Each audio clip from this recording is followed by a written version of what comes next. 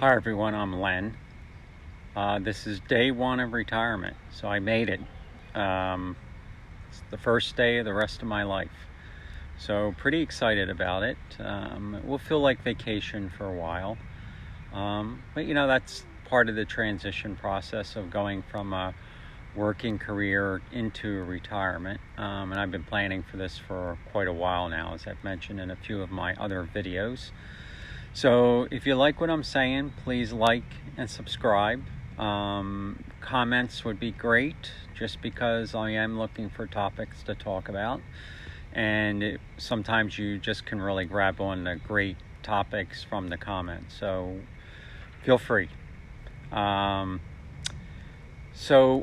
a few have asked me, like, how did I know I was ready, both financially as well as just mentally, I guess. So let me talk in the video today about financially. I am not a financial planner. I am savvy enough to know to ask the right questions, but I also know when to ask for help. And as I mentioned on my earlier video, I have worked with a certified financial planner who helps me do where I should invest and thinks through the logic and pressure test things with me. I also subscribe to a software program, relatively inexpensive. It's about $150, $120 a year. It's called New Retirement. It's been recommended by a number of people out there on YouTube now that have financial retirement readiness channels. They are out there talking about it.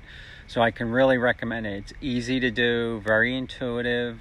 If you really start peeling back the onion, you can get into a lot of logic behind it. And they being New Retirement, offer all kinds of classroom programs. Some are videos, some are live, and it's all for that $100 and some a year subscription fee.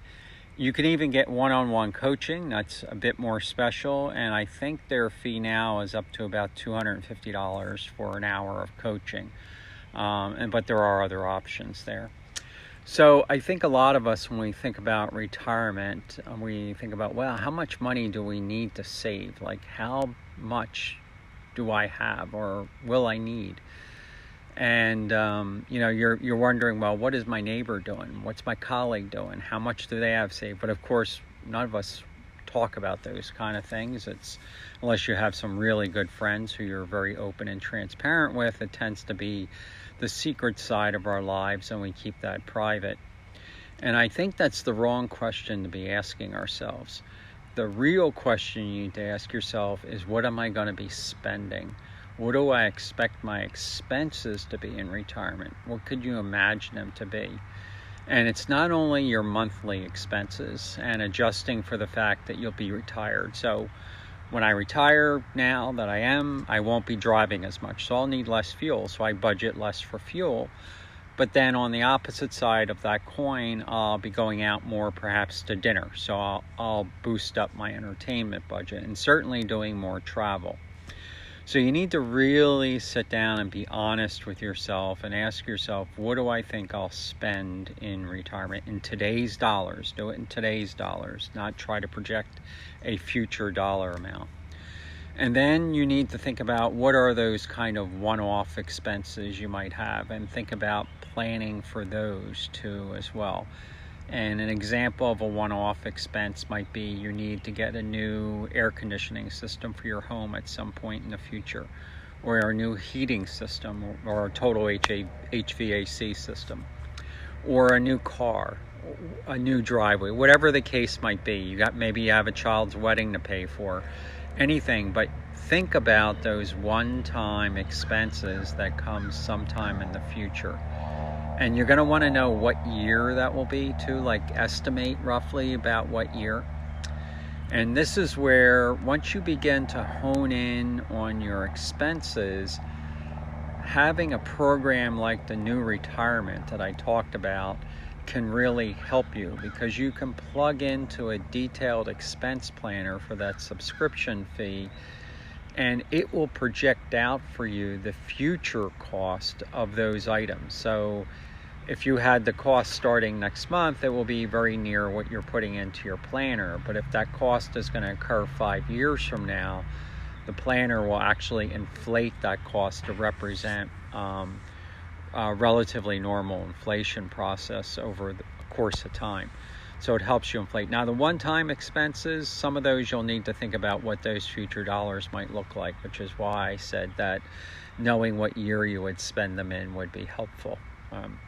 So once you get your arm around your expenses, and you need to spend time thinking about it. You're probably going to do it, you're going to redo it, you're going to redo it again, you're going to think about it. What about this? What about that? Spend some time doing it. Give yourself some room to figure out this part of your retirement planning. Sorry, I got some mosquitoes biting at me here. I'm sitting out in my yard. It's evening time. Today's July 2nd, and just a little bit of insect activity around me here. So once you get your expenses down, now you can begin to think about how much you're going to need to save. And the saving comes in partnership with thinking about your income. So in retirement. So what income? So will you have any kind of a pension? If you're a teacher, you may have a teacher's pension. If you've been working for a company a long time like I had, you might have a pension coming in from the company. And then you need to know whether that pension is adjusted for inflation. A lot of pensions aren't. A lot of pensions, you start them and they stay flat on dollars for essentially the rest of your life, not adjusting. Whereas when you take Social Security, which is another decision to be made, when are you going to take it, what the value of that income will be, but Social Security will adjust for inflation over time, and that is the great thing about Social Security is you do get that inflation adjustment. And for most people now today, the full retirement age, I think they call that the FRA, is 67 years old. But of course you're eligible to take it as early as 62 or as late as 70, and every year you postpone beyond 67, they're giving you a sort of bump of about 7 or 8% in addition to whatever inflation adjustments they're making along the way. So if you can afford to wait, sometimes it can be good, and then it can also help with a spouse as well too, since there's all kinds of rules around married couples and how they share their Social Security benefits, and I won't even get into that. There are many channels out there that talk about these things. Please educate yourself. Two that I could recommend is Joe Kuhn, Kuhn. He's really good at the new retirement planner program and a lot of really good financial advice. And then Buzz's Retirement Garage. Buzz is very practical, very transparent, and is trying to live his retirement fully off of his and his wife's Social Security. And he goes through sort of advice on how to save money, but also his monthly accounting on how he's doing that and living off of his Social Security. So I would recommend those channels, but there are many out there once you start digging in, and just find someone you connect to that feels right to you and energizes you and gets you to kind of reconsider some of your thinking processes. So once you have your expenses and you start understanding what income you're going to have, then that's sort of, you can back into the amount of savings that you need in order to meet your expenses overall.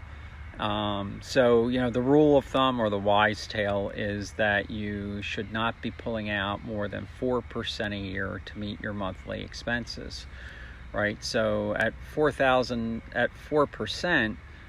$40,000 is essentially $1 million of savings. Well, you got to be really on top of your savings to be at $1 million, right?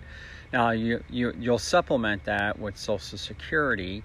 So you need to work that in, and that's the income part of your equation of knowing how much you're going to get in that Social Security income in addition to others. But that's really how you begin to back into how much do I need to save and answer that question. It's not just a number. It's not just something that, you go to your neighbor and you say, gee, how much have you saved? And they give you a number. Well, you don't know what their expenses are and the kind of life they want to live and stuff. And It's very hard to do that comparison. It's apples and oranges. You need to do it for yourself and work with, if you can have a group of trusted friends and work with friends to go through it and say what you think your expenses will be, and they'll challenge you and pressure test you, that's great, do it. If at the very least, go and work with somebody who can do that for you, a financial planner, a friend who's doing financial management, who you can maybe pay a one-off fee to, whatever the case might be. But get help doing it. And I'll tell you one thing you may realize when you sit down and you start running the math and understanding what you need financially, is you may realize that you can retire sooner than you think. 65 is what we all grew up believing to be our retirement age, but it doesn't need to be that. There are a lot of people out there retiring in their mid to late 50s and enjoying life. And if you can do that, and that's something you really want to do, then look into it. Think about it, because you can spend a couple extra years enjoying your life and traveling rather than working away and being frustrated. And there's a huge value to that when you think about the fact that you can never get that moment in time back again. Time is the one thing we can't control, and it has a high value to all of us. So in my next video, I'll talk a little bit more about the sort of mental preparation for things, like thinking through, how did I know when I was ready? What was the feeling like? And, just kind of talk a little bit more in detail about the idea of finding purpose in the next journey of my life here. So thanks for listening. Again, please give me your comments, and remember to like and subscribe. Have a good one, everyone.